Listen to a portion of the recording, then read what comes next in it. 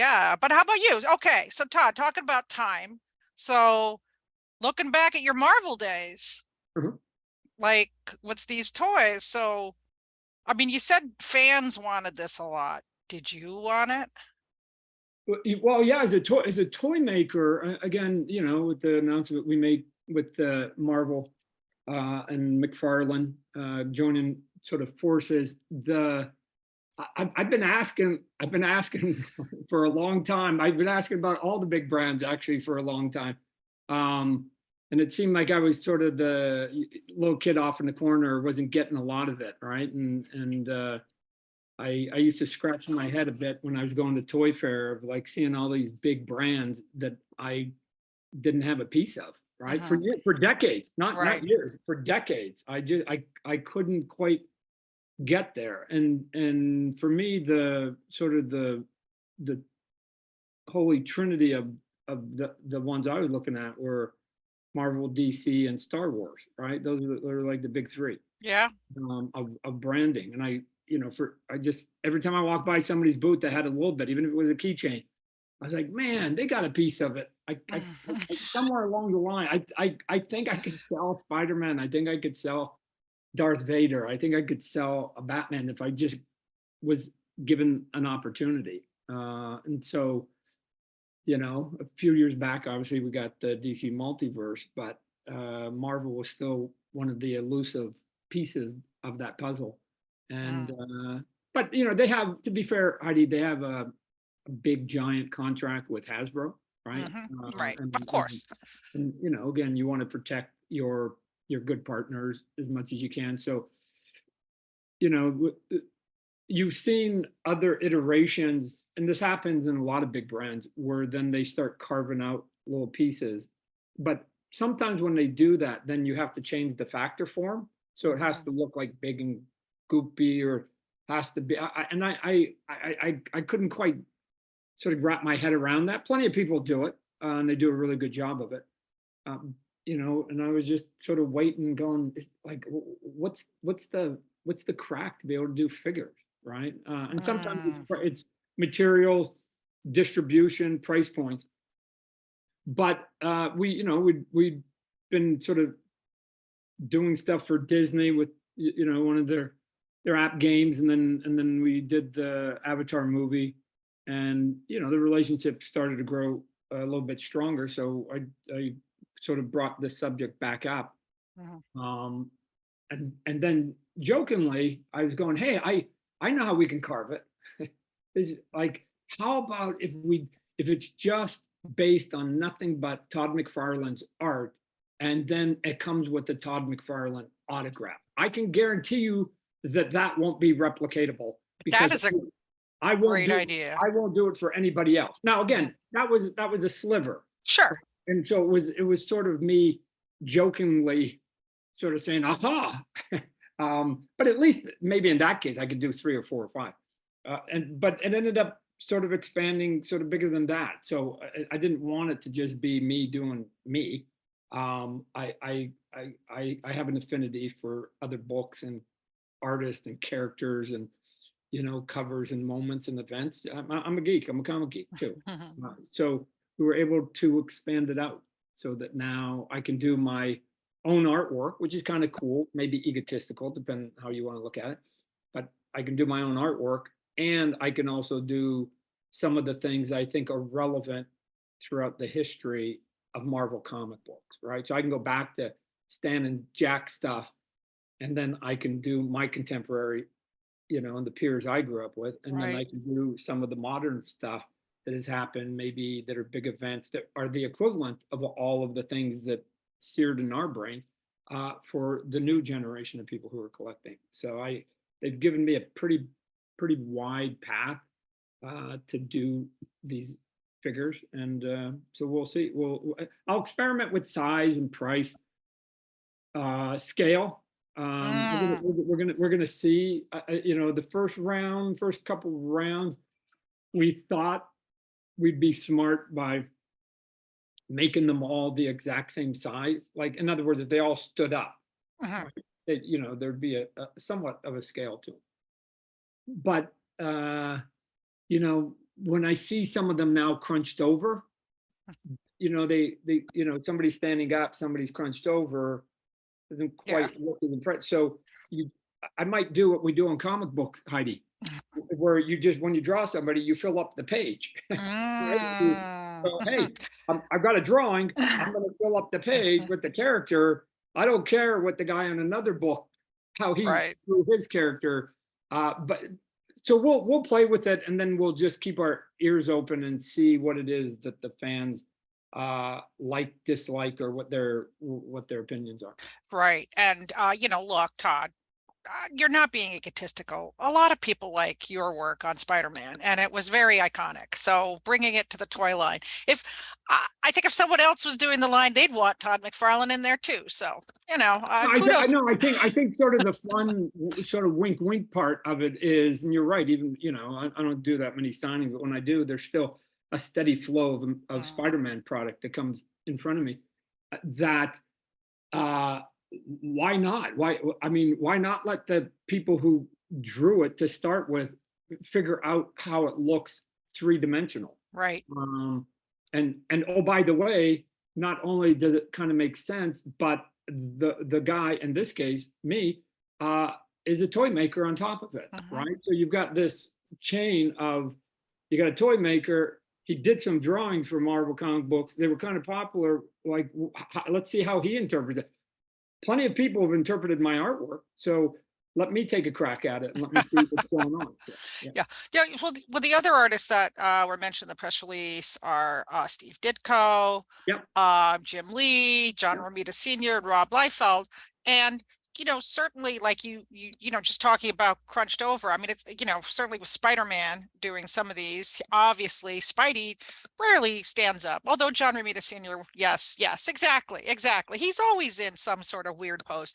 Yeah. So yeah, developing. So was there any of these that really pose a problem to rendering into 3D, do you think? Or, or were they I made think, for it? well, Heidi, I think all of them pose their own problem in that it's 2D. So what does it look like once you spin it, right? Mhm. I mean, again, years ago we did the Simpsons, and the question is, what does the back of Homer Simpson's head look like, right? No, like they, they've never shown Right, it, right? So right. you have to invent something that's not there. What should happen, I'm hoping, is that, interestingly, if you do this in 3D, right, and you turn it, it doesn't become quite as recognizable, Mhm. right? Because you're seeing it at angles you never saw it before. So it's all brand new information. But there should be, on a lot of these, because we're going to use, source material artwork, not necessarily exclusively covers, but art. But there should be a one where you go there. If I put if Mm, I put it at that angle, right, that's that, right, right? right. And so that's what we're trying to accomplish. And then even things like, you know, something like the X-Men that have multiple characters. Do we do, let's say, a handful of X-Men, or do we try and pick like one cover and then over time do each one of those, and so that you could actually kind of put them kind of together and replicate Oh, that cover?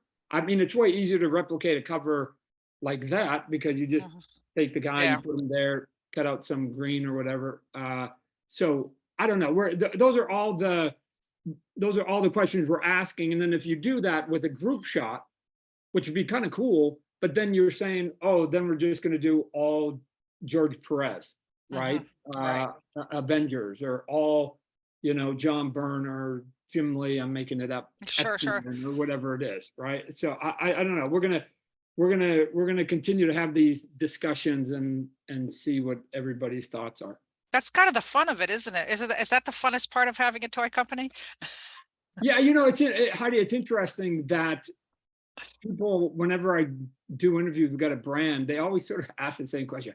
How do you pick the lineup? And the answer is, there's no science to it. It's really no different than a couple of geeks at a convention sitting down at dinner going, man, if I had a toy company, here's who I would do. And I think most of us would have an overlap of 70% of it. Right. Right? Like, I don't possess any more knowledge than anybody else, nor do the people that I employ.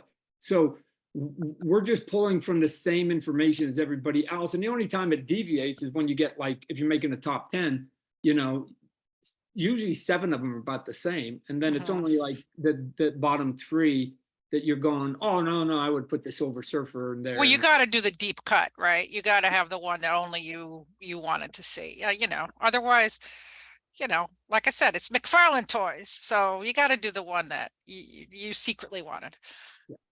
Yeah, and like I said, it'd be fun to also play with scale, because we're going to have some big ones. Because again, the first conversation is, how do you do Hulk, right? And I did a couple years of Hulk, not just because we're going to do my Hulk, but Hulk in general. But you've got characters like Juggernaut and all these other ones, Thanos, right? Even Galactus, right? How do you do Galactus, right? So we'll be trying to figure it out as we go along. So this will be a pretty expansive line, or, you know, hopefully it will have quite a few waves, or I mean, it's ongoing. It's not a one and done. Yeah, well, Well, again, the great thing about the internet is that you can always sell direct, but the ideal situation, and we do have some of the big stores on board with it, the obvious, you know, big box stores, is, and this is true, Heidi, for any brand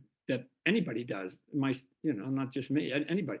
You're only as good as your last sales of your last one. So if we come out and they do okay to above okay, they'll buy more.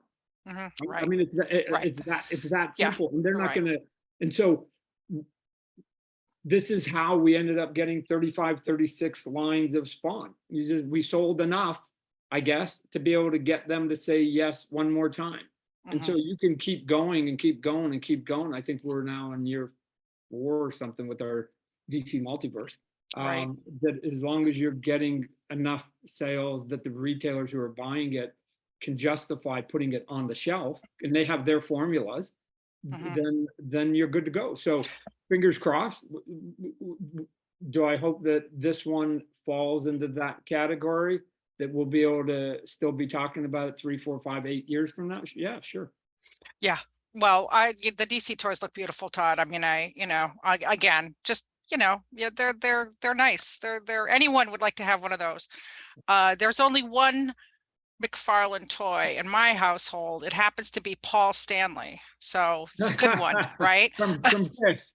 Yeah. Kiss. Those were good. Those were a good line. Those were nice toys. That has survived many purges. Yeah. So there was a time, and I think probably the people that are a little bit younger might not remember, but when I first broke in, and again, sort of pre-internet, you know, we were selling a lot of figures to places like Babbage's and KB Toys and Tower Records and Virgin Record. You remember all these stores, right? Of course. Cool. They were like these hipster stores. And then unfortunately they started like going away, right? Going away. And it's a little bit frustrating, because what they did that helped my company was they would take the stuff that essentially the big boys and the big stores didn't take. So if I came in with something like Tortured Souls or Movie Mania, and I said, you know what, the Kmart and Walmart don't want to buy it, their eyes lit up and they went, we'll take it, because then they didn't have to compete price wise, right? So they actually want it different. And so to get that now is, for the most part, you got to go sort of, you know, straight to the consumer, or go to places that are more online, that don't worry about sort of, and they're not big public companies, right? Have to worry about all the other things. So it's still an interesting time that you can do a lot of diversity with your product. Yeah. Well, a lot has changed, and you know, but people still want cool toys. You know, how does it, you know, you left Marvel a long time ago, and it's longer than I think. Yeah. Right. It was quite a while ago. It was like 30 years ago. And you know, Image has been around for 30 years, but and I don't, have you worked for Marvel at all since then? Have you Uh, done any? No. So you've no, never. I'm the most militant of the original founders, right? That I just went no, right? And the only time I've come out of the no is when I did like Batman Spawn Right, a couple times, but Spawn was still attached to it. So, right.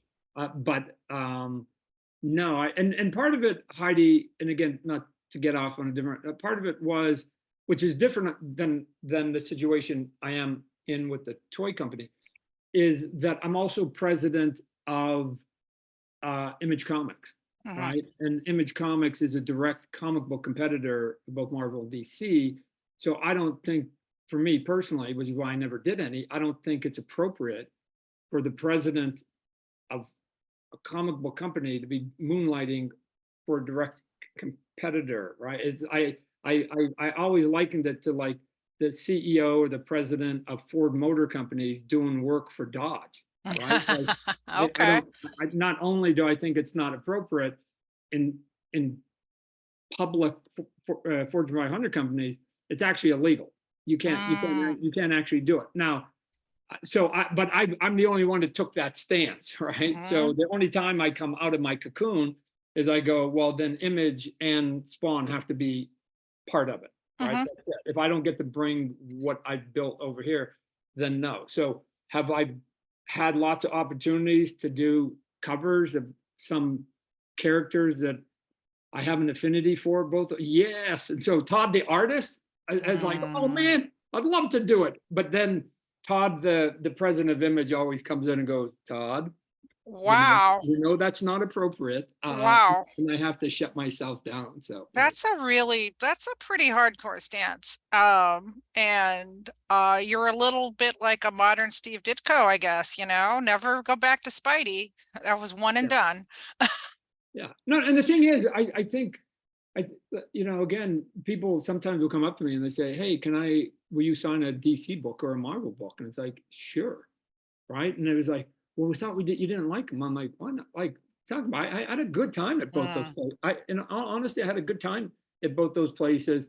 There was just some personal stuff that the way I'm wired, it didn't quite sit right with me. But I've always said, and it's true, that like Marvel and DC, on the comic book end, were like high school to me, in that I liked high school, Heidi. I liked my friends in high school. mm, We had a good time right. in high school, but I have zero plans to go back to high school. It's something that's a memory, but it's in my past, right? It's Mm, something that I did, and I'll enjoy it, but it's back there, right? I'm a guy that likes to look forward to the future. Um, so the toy front is not the same thing, because I've been doing brand across the categories and all those other things, and it doesn't diminish.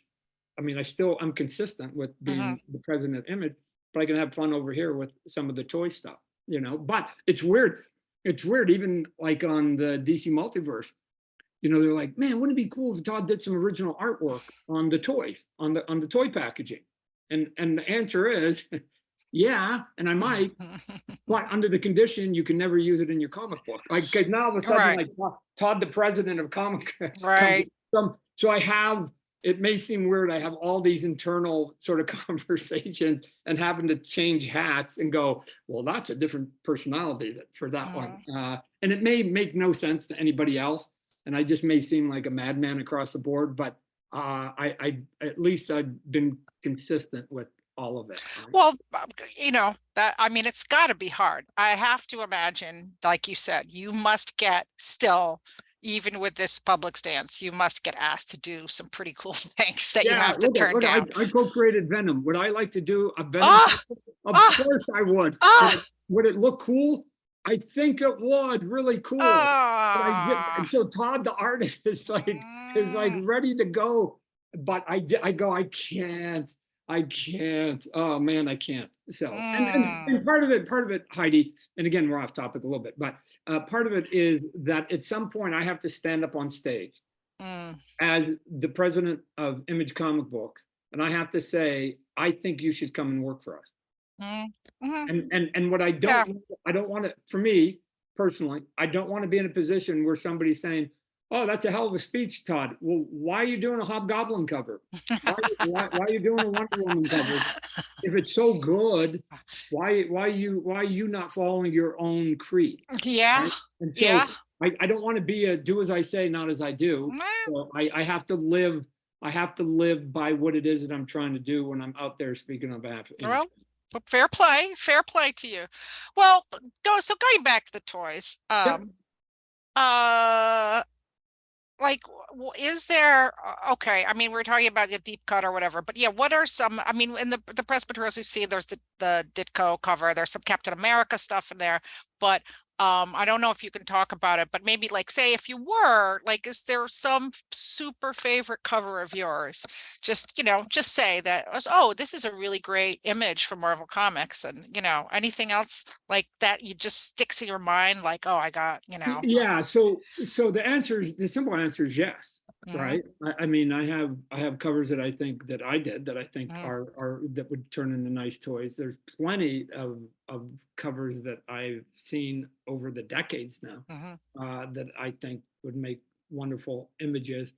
But I'll and we're starting to sort of put that list together, Heidi. But mhm, at some point, I want to also then get a handful of people's opinion that aren't necessarily internal into my mhm, company mhm. to make sure that I'm not being like sort of biased to my experience, right? Right, And this right, is right. why I need to get, and I'm not nearly as fluent about like what Marvel's done in the last 5 6 years, right? But I'm starting to ask people, what's the equivalent of your you know, Mm, big event thing that we had, right? The death of Phoenix or whatever it yeah, was, right. the big giant crossovers, the Infinity Gauntlet, Yeah. whatever it My was. my favorite is Even an Android Can Cry. That's the one that always gets me.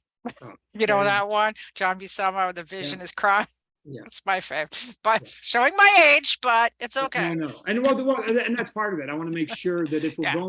if we're going back in time, we're doing it with a little bit of a reverence towards the history of Marvel, and not just because like, well, that's how old we are, and this is our favorite stuff back then, right? I don't want to be that. I want it to be if we're going to go back, like you know, do a '90s book, okay, we can do the cover of the first appearance of Deadpool. Because why? Mhm. Deadpool is relevant today. And Sure. oh, by the way, there's a movie coming out, Yeah, yeah, and yeah. people have seen that cover Mhm. a lot because it's like, oh, that's where it all began. So Right. even though it's an older book now, relatively speaking, it's it's a it's a book that is part of the lexicon of comic books now. If you were to sort of say, hey, what 100 covers Sure. visually had some kind of impact, right? Right. And again, but I also have to weigh that, and because I've got plenty of these, that I I drew 20 pages interior artwork for each one of those books. It doesn't mean that all the best Spider-Man drawings I did were on the cover, right? So I'm not going to limit myself to just looking at covers. I'm Right. Could be because some panel. Yeah. I've got to sell good looking figures. And Mhm. if that drawing somehow came from a cool 2 page spread in somebody's book, then or a splash page or a cliffhanger or whatever, I don't know, I'm making up. Like I'm gonna go there, right? Mhm. We'll make sure that we put the source material on the packaging so people know that artwork is that Right. figure right there. And Right. we're Right. trying to do it as accurate as we can. And we'll see how we go. That's the experimenting of all Mhm. this. Maybe not. Maybe they'll go, no, we just want like iconic covers. Yeah. I don't know. Who knows? Hmm. Well, I know we're wrapping up our time here, so I have two questions for Do you. it. And one is, actually, I ask people this question a lot and always get a great answer, and it's kind of germane to what we were talking about. What is the first comic book that you read that made you go, wow, it blew your mind, and you were like, this is it, this is my thing? Wow. You're gonna make me go back.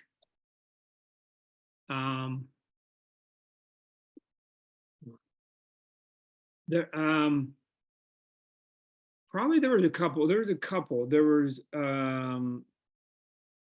I just had begun collecting comic books. I was like a late bloomer, so I came in when I was about 16. And George Perez was the artist on the Avenger. He was also the artist on the Fantastic Four. Right, right. And he How did, did he do? and he did this 1 2-page spread in Fantastic Four. Mm, I'm gonna have to dig it up. I don't know what issue, where Ultron, you found out later, mm, had shot a beam and blew the Fantastic car. It was a 2-page mhm, spread, and the Fantastic car is falling apart, and each one of them, each one of the Fantastic Four is in a component. Visually, like I still, that 2-page spread is seared there. But he also was doing like Attack of Ant-Man on mhm, Avengers Mansion, and George Perez was already like in that case in terms of his detail, but like just like, and now he's gonna draw mm, the ants and it's gonna go and whatever else. I'm like going, oh my gosh. So there was a lot of moments visually that sort of went, man, like it'd be cool if I can draw. Probably one of the early stories I read that I just went, what? Was the Jonah Hex Spectacular. mm, And the reason was, which is weird, is that they actually showed the end of Jonah Hex. mhm. Yeah. And it caught me. I didn't know it was going to be in the Mhm, story. And I'd been collecting Jonah Hex, who was a cowboy, cowboy character. And Russ Heath was the artist on the book and did an amazing job.